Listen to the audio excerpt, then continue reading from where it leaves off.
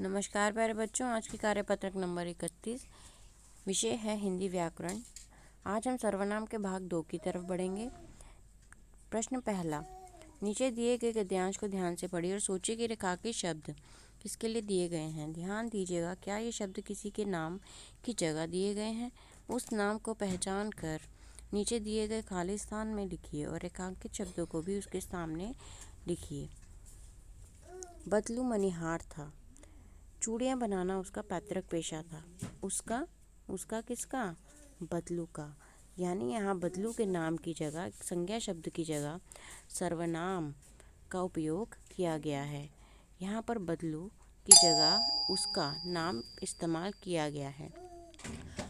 और वास्तव में वह बहुत ही सुंदर चूड़ियाँ बनाता था। वह कौन? बदलू। उसकी बनाई हुई चूड़ियों की खपत भी बहुत थी। उस गांव में तो सभी स्त्रियां उसकी बनाई हुई चूड़ियां पहनती ही थी। आसपास के गांव के लोग भी उससे चूड़ियां ले जाते थे। उससे किससे? बदलू से।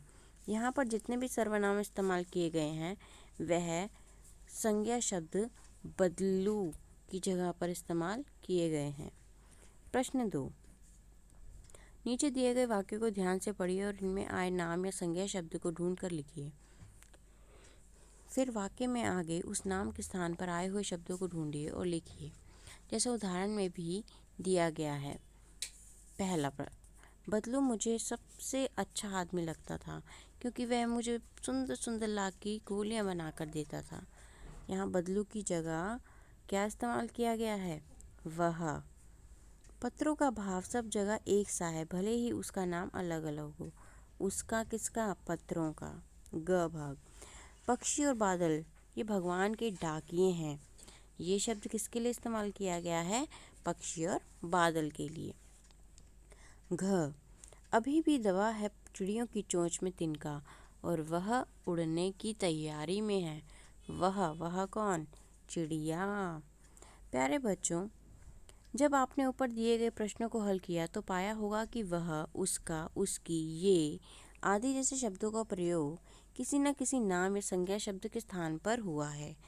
इस तरह जब किसी नाम या संज्ञा शब्द के बदले मैं, तुम, हम, आप, वह, उसका आदि जैसे शब्दों का प्रयोग किया जाता है तो उन शब्दों को सर्वनाम कहते हैं।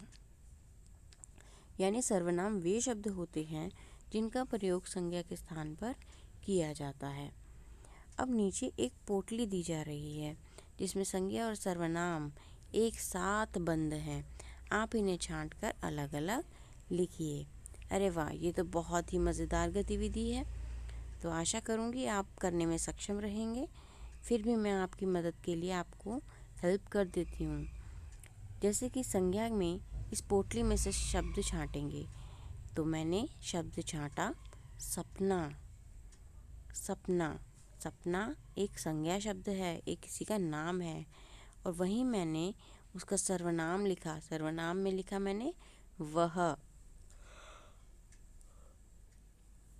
ऐसे ही आपको अनेक संज्ञा शब्द इस पोटली में से छांटने हैं और उनके सामने उनके सर्वनाम भी छांट कर लिखने हैं। आशा करती हूँ आप ये कार्यपत्रक अच्छे से समझ गए होंगे। कोविड के संदर्भ में उचित व्यवहार संबंधी कैप संदेश। नियमित रूप से अपने हाथों को साबुन और पानी से धोएं।